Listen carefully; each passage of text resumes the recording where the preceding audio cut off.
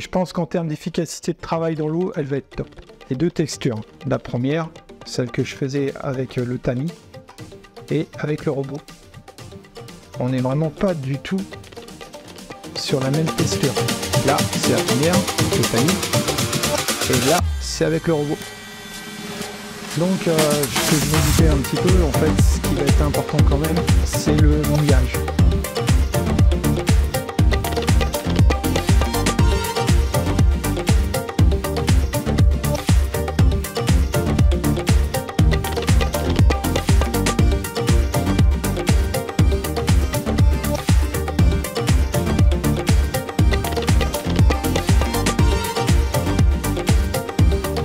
Bonjour, j'espère que tout le monde va bien. Content de vous retrouver dans ma cuisine pour une petite recette aujourd'hui. Alors, si tu as cliqué sur cette vidéo, c'est que tu es intéressé par la recette. Donc, avant de vous présenter la recette, je vais expliquer pourquoi cette vidéo. Tout simplement, c'est que je fais un concours de pêche de main en open sur ma petite rivière sauvage. Et comme je ne sais pas pour vous si c'est pareil, mais moi j'ai tendance à essayer d'avoir envisagé une stratégie avant de pêcher. Donc là, je suis parti sur une stratégie. Je me suis dit, bah tiens, je vais faire cette recette. Ça va me permettre de vous la présenter, de vous la proposer pour ceux que ça intéresse. Et puis aussi vous montrer les robots que j'utilise maintenant pour préparer mes graines. Donc tout simplement, j'ai une stratégie et j'ai envie de pêcher au pain. Et les poissons sont quand même habitués à avoir du pain parce que les touristes qui passent par là, qui s'arrêtent, qui mangent et qui veulent pas mettre leur pain à la poubelle, le balancent dans la rivière. Et du coup, par habitude, les poissons sont habitués à manger du pain. Il y a bien sûr des canards aussi qui en mangent. Et j'ai quand même pu constater, j'ai fait un concours sur cette rivière il y a maintenant un mois. En pêchant au pain, j'ai quand même réussi à faire une anguille, des brèmes et de la carpe. Donc demain, on ne va pas se prendre la tête, on va rester sur une pêche simple. Et je pense que la pêche au pain, c'est une première approche. Tout le monde peut l'utiliser. Bien entendu, il faut aussi que l'endroit où vous allez le pêcher l'autorise. Ce n'est pas toujours le cas. Là, on pêche quand même dans le domaine public, donc il n'y a pas de problème au niveau réglementation. Voilà. Alors, la pêche au pain, c'est une pêche quand même qui est assez facile d'utilisation. Donc, on va l'utiliser de deux manières. La première, c'est tout simplement avec un emporte-pièce sur un hameçon. Et moi, le but aujourd'hui, en fait, c'est de préparer une amorce au pain. Voilà, à la mode Titi. Donc, vous allez découvrir ça dans cette vidéo. Donc la pêche au pain est une technique qui est utilisée depuis bien longtemps par beaucoup de pêcheurs dans le monde. C'est une pêche peu onéreuse, vous en doutez. Il suffit de récupérer des morceaux de pain, de les faire sécher et de les broyer. Voilà. Après, on en fait une pâte et on peut pêcher avec un emporte-pièce ou en amorce. Le but aujourd'hui de cette vidéo, c'est de vous présenter une amorce au pain que je testerai demain pendant le concours. Donc dans ce pain, on peut l'utiliser naturellement ou on peut aussi rajouter des attractants. Ça va être du blé, par exemple des graines, du blé, du maïs, tout ce que vous connaissez. Et après, c'est l'imagination du pêcheur. Après, c'est toujours pareil, c'est les dosages. On reste sur des recettes et il faut faire attention au dosage. Mais ça s'acquiert avec l'expérience et avec des tests aussi qu'on fait à la maison avant de pêcher avec. Donc le but de rajouter ces ingrédients, ces attractants, c'est de donner du goût à votre pain. Par exemple, en rajoutant des sweeteners. Le sweetener, vous en avez dans la cuisine, c'est du sucre par exemple. On peut rajouter du sel, ça va avoir une tendance à pépiter. Bon, dans la période été, on va dire, ça c'est pas nécessaire, on jettera plutôt du sucre, mais en période hivernale, quand les eaux sont froides, moi, je vous invite à ajouter du sel, c'est un rehausseur de goût, c'est parfait. Moi, je vais y rajouter, par exemple, je vais vous montrer, vous en doutez, j'adore la noix de coco, j'y rajouterai de la noix de coco aussi un petit peu, petit dosage non plus, c'est juste pour qu'on ait quelque chose qui travaille, mais déjà avec le pain, naturellement, c'est plus léger que l'eau, donc ça va quand même avoir des particules qui vont se dégager dans la colonne d'eau. Donc la particularité aujourd'hui, c'est qu'on va utiliser du pain de mie, j'en ai pris, voilà, pas du pain. Voilà, donc j'en ai 2 paquets. Derrière, j'ai dit on utilisera bien sûr un peu de noix de coco, je rajouterai, c'est ce que vous trouvez dans le commerce. Donc, pour être honnête avec vous et transparent, c'est pas une recette que j'ai inventée, elle existe déjà, à mon avis, depuis très longtemps, sauf qu'au fur et à mesure des années, chaque pêcheur en rajoute son petit grain de sel. En tout cas, moi, je tiens à remercier la chaîne YouTube de John Arthur Angling, qui justement a fait une vidéo spécialement sur ça. Il explique vraiment à fond son approche. Malheureusement, tout le monde ne parle pas anglais. Donc, je me suis permis de la refaire à la mode Titi. Bien sûr, je vais y rajouter des choses. Mais sincèrement, si vous voulez avoir quelque chose de complet, je vous invite à aller voir cette vidéo. Vous comprendrez sans problème. Donc, le lien s'affiche juste là. Donc, merci John pour cette sympathique vidéo. Donc, la particularité de cette recette, on va faire une chapelure de pain de mie. Donc, c'est parti. Alors, c'est quoi la chapelure de pain de mie, hein? Vous l'avez vu durant l'introduction. Plusieurs étapes. La première étape, c'est de récupérer donc le pain de mie. Vous pourriez le laisser sécher et c'est plus facile à concasser et en faire une poudre. Et ensuite, on va la passer à la cuisson dans le four. Et on va laisser légèrement dorer, c'est ce qui fait cette texture. Et hop, et comme vous pouvez voir, on a quelque chose qui travaille bien dans la particule d'eau et c'est nickel. Alors bien entendu, mettez-vous d'accord avec madame hein, quand vous prenez la cuisine, hein, parce que sinon, moi je sais que j'ai tendance à m'éparpiller, donc là j'ai eu la chance, c'est qu'elles sont parties se promener. Je conseille quand même de prendre soin de la cuisine et de rendre les choses propres comme vous voulez les trouver. Alors la première étape, ça va être assez simple. On va prendre du pain de mie. Hop. Ce qu'il en reste. Il est où? Il est là. Donc là, j'avais du pain de mie qui me restait, qui est périmé, autant l'utiliser. On va commencer par couper en petits morceaux réguliers le pain de mie. Donc je conseille quand même de respecter les règles de sécurité et de ne pas manipuler cet engin quand il est branché, parce que c'est assez puissant et il fait pas de quartier. Bon là il me reste un peu de chimie, c'est pas grave, de la dernière fois. Donc comme vous pouvez voir, hein, c'est un sympathique couvercle protégé. À l'intérieur vous avez un petit tamis tout fin pour quand je fais du frolic par exemple. Hein, recette frolic aussi, une recette que je dois vous partager prochainement, quand j'aurai le temps. Voilà, donc ça c'est fourni avec dans le kit. Donc, première étape, on va y introduire, on va voir ce que ça donne. Parce que c'est des grosses lames, alors je n'ai plus souvenir si j'ai déjà fait avec. Je ne vais pas trop en mettre tout de suite pour voir. Parce que peut-être que ce robot-là n'est pas forcément adapté. Vu la taille des lames, c'est quand même fait pour casser des grosses graines, des gros pelets. Donc on va voir, on va faire un test. Hop. C'est parti.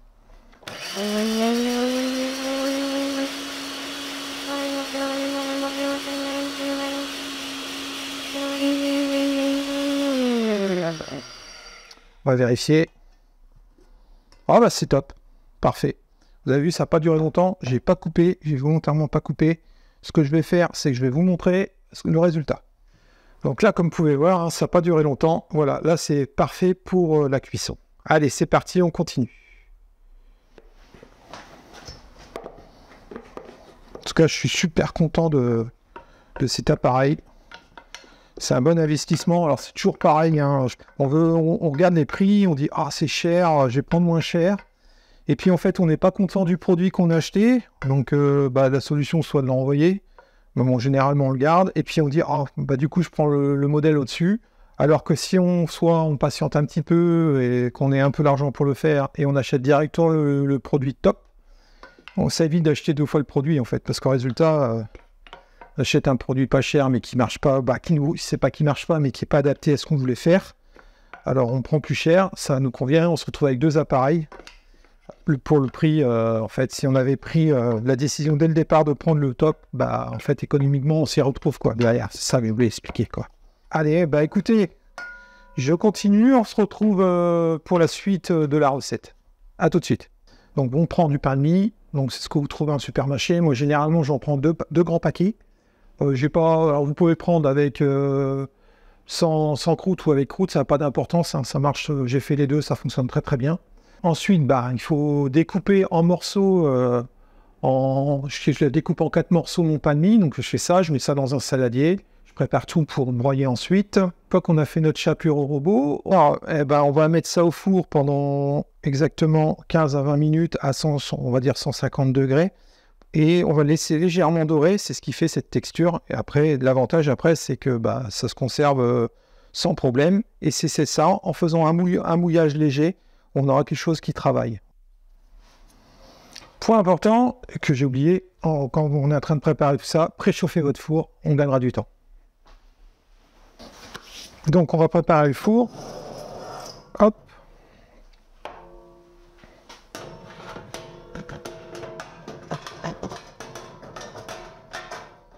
On va mettre...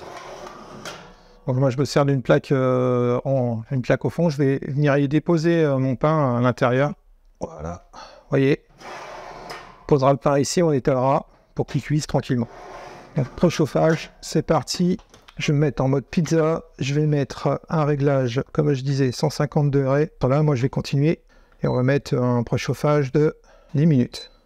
C'est parti. Voilà, j'ai terminé. Donc là, j'en ai fait deux grands sacs. Deux sacs de pain de mie que j'ai acheté ce matin. J'en garde la moitié d'un. Deux grands parce qu'il y avait celui que j'ai utilisé qui avait dans le frigo. Je garde celui-là pour la pêche demain, pour l'emporte-pièce, bien sûr. J'en ai largement assez, on ne sait jamais, à moins que ça soit l'euphorie, mais j'y crois pas trop quand même. Allez, on termine. Hop. On débranche la machine.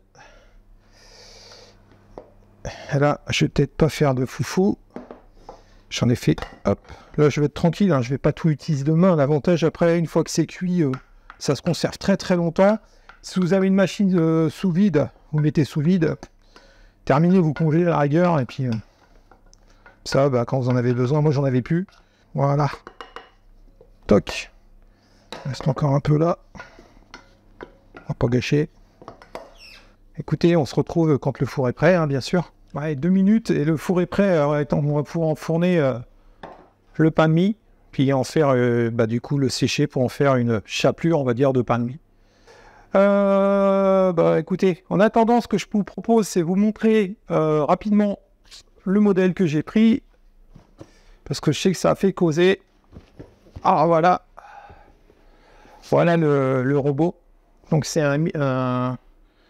donc il ne faut pas hésiter à en prendre. Il y a 3 modèles. Moi j'ai pris le modèle 1000 ampères.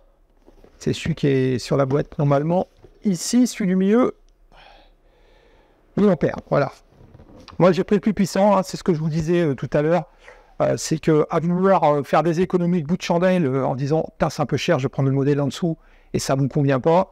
Moi j'ai pris le plus puissant. Au moins je suis sûr que tout ce que je veux concasser et tout ça, il n'y a pas de souci. Le four, et bientôt on va pouvoir s'occuper. Donc le modèle 1000 ampères, comme je disais, vous retrouverez en dessous de la vidéo le lien Amazon pour retrouver ces modèles. Allez, on s'occupe maintenant de notre pain de mie en cuisson. Alors moi ce que je fais, c'est je recule, bien sûr, faire attention de ne pas se brûler, surtout la veille d'une partie de pêche, ça serait dommage. Alors on peut le faire, moi je vais tout faire en une seule fois. Du coup, ça sera peut-être un petit peu plus long pour que tout soit doré. Je vais faire une couche. Voilà. Là, il y a quand même... bien sûr, je ne vais pas utiliser tout demain. Hein. Vous en doutez bien.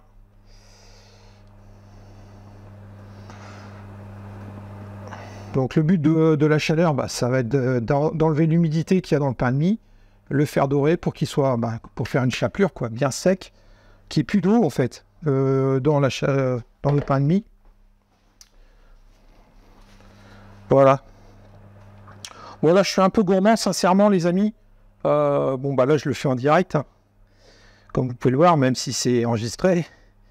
Je pense que j'aurais pu en mettre que la moitié. Et puis ça sera peut-être mieux parce que là ce qui est au fond, va falloir que je remue de temps en temps pour que tout soit bien doré comme je veux.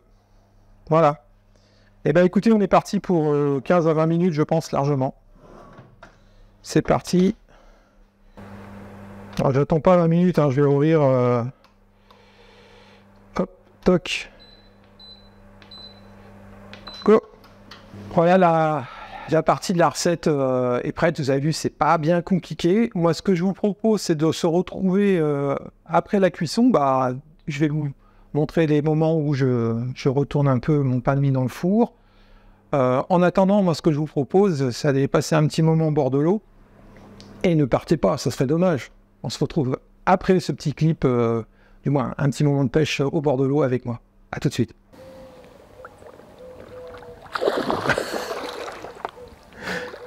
en fumée. La puisette est un peu petite.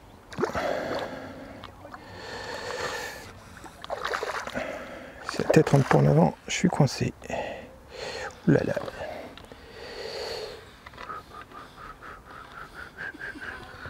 Allez. Yes! Ah la salope!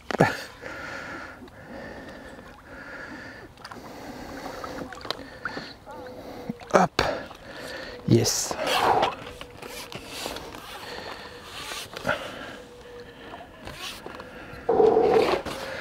Yes! Je suis content là parce que bon, la stratégie, j'ai pêché sur le plateau, juste du maïs, un peu de pelé, 2 maïs sur l'hameçon. Des fois pas comprendre. Magnifique commune de rivière, c'est ça que je voulais vous montrer. Bien massif, un beau poisson qui m'a fait un combat de ouf. Voilà, mais un poisson mérité. Yes! Content. Coup du soir à la canne au cou, ça fait 1 heure que je pêche. Je l'ai enfin sorti ce poisson. C'est super. Voilà, une belle commune de rivière. Des belles surprises, mais très très lourde. Hein. Je l'ai... Magnifique fiche. Allez, on va aller remettre ça à l'eau. C'est cool, super content. Pour un truc que vous pouvez faire en attendant que ça cuit, faites la vaisselle, hein, tout simplement, pour rendre la cuisine propre. Voilà, parce que ça serait dommage de se disputer. Moi je dis ça, je dis rien. Hein. Bon, vous verrez avec l'expérience, c'est comme la pêche. Ah, donc là, ça fait 7 minutes que ça tourne. On va regarder un peu ce que ça donne. Ça commence à dorer un peu en surface. Le but, c'est que ça ne brûle pas. Donc il faut relever un peu. Ouais, il y a quand même... J'ai été vraiment gourmand là. Je pense que j'aurais pu faire ça en 2 fois, ça aurait été mieux. Là, je vais m'embêter un petit peu, mais bon, c'est pas grave. Comme j'ai dit tout à l'heure dans l'intro de la vidéo, on va pêcher au pain. Je vais prendre un emporte-pièce. Ça doit être du 6. Voilà.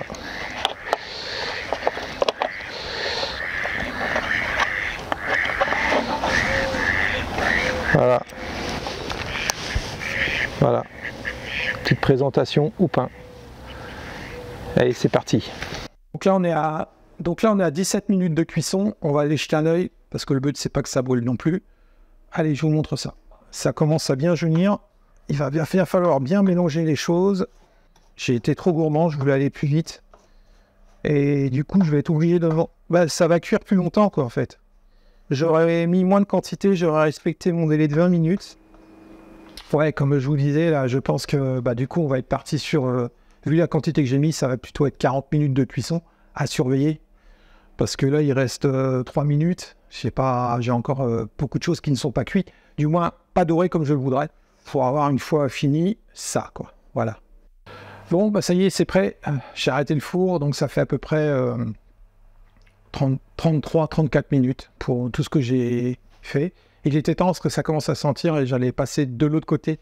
Et là, j'aurais tout crapé, tout brûlé. Donc, c'était pas le but. Allez, je vous montre. Voilà. Bon, vous voyez, ça commence. En plus, la plaque métallique derrière, elle continue à cuire. Donc, ça va être bon. Là, c'est limite. Hein. Encore 2-3 minutes et c'était foutu. Donc là, on arrive vraiment à quelque chose nickel. Bon. Voilà. Donc, vous pouvez utiliser cet ustensile-là. C'est un truc qui sert à faire de la purée de mémoire. Voilà. Donc là, on peut venir déjà concasser un peu les gros morceaux. Ensuite, ça c'est une passoire qu'on utilise, par exemple quand on veut faire du lait, tout ça, pour enlever la peau, enfin pour la cuisine. Donc là, vous prenez, voilà, on va prendre un récipient, et on vient, comme vous pouvez le voir, tamiser en fait, hein, pour avoir quelque chose de très fin. À l'aide des doigts, je peux venir frotter.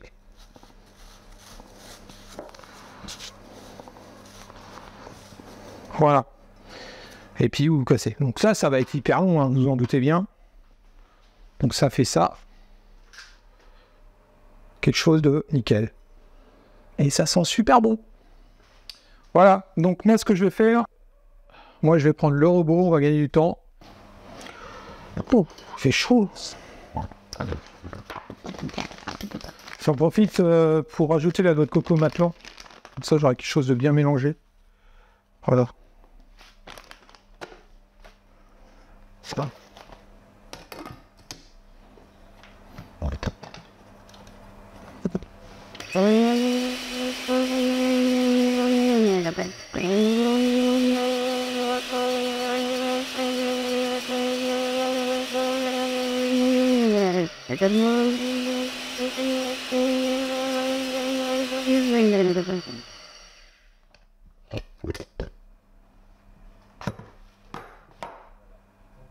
Ah bah là, ouais.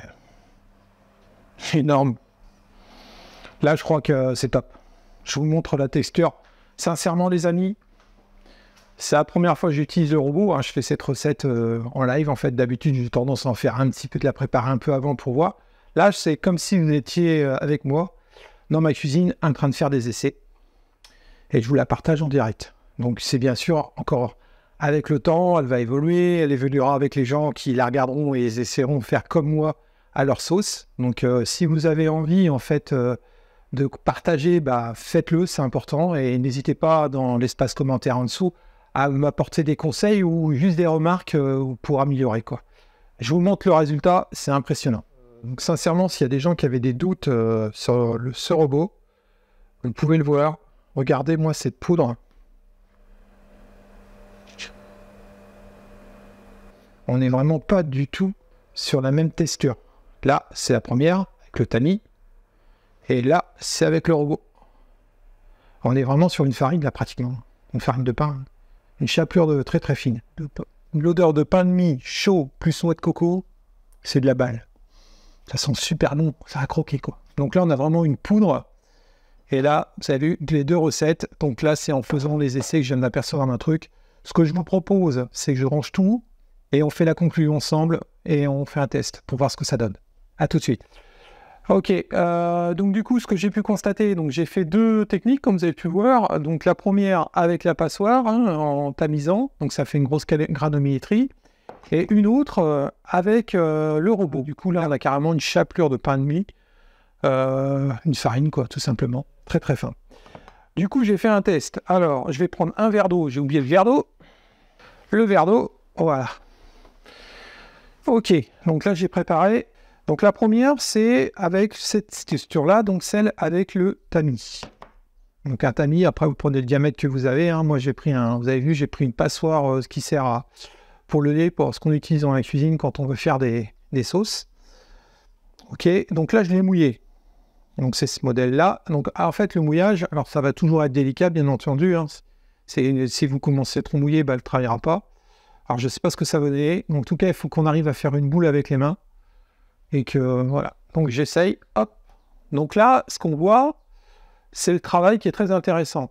Là, je vois quand même. Donc là-dedans, bien sûr, j'y ai rajouté de la noix de coco. Donc ça va permettre de donner du goût, un rehausseur de goût. Et surtout de travailler, on voit les morceaux de noix de coco qui approchent. Donc ça, c'est super intéressant. Et on travaille dans la colonne d'eau et dans le fond. Voilà. Ok. Donc la deuxième. Donc là, on est sur une farine de pain de mie. Donc j'en fais une petite boule. Ça donne quoi? Hop. Voilà. Donc ce qu'on voit en fait, c'est que ça va quand même avoir tendance à travailler plus dans le fond, dans le plat.